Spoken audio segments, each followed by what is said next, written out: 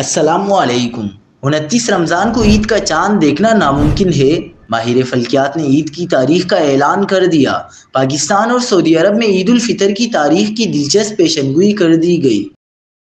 کیا آپ حالات حاضرہ سے آگاہی حاصل کرنا چاہتے ہیں؟ خبر کے پیچھے چھپے اصل حقائق جاننا چاہتے ہیں تو ابھی سبسکرائب کیجئے جلمل پاکستان کو اور ساتھ ہی گھنٹی کے نشان پر کلک کر دیں۔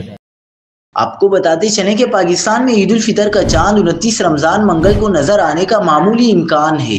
محکمہ موسمیات کے مطابق پاکستان میں عید الفطر 10 اپریل بدھ کو ہو سکتی ہے۔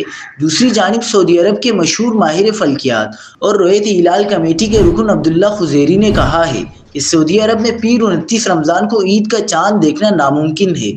فلکی حساب سے اس دن چاند سورج سے 12 منٹ پہلے غروب ہو جائے گا، جبکہ منگل 30 رمضان بمطابق 9 اپریل عید کا چاند واضح طور پر نظر آئے گا۔ انہوں نے کہا کہ پیر 8 اپریل کو سورج گرہن ہے، گو کہ مشرق وسطیٰ میں اسے نہیں دیکھا جائے گا، البتہ یہ چاند کا سورج سے پہلے ڈوب جانے کا اہم سبب ہے۔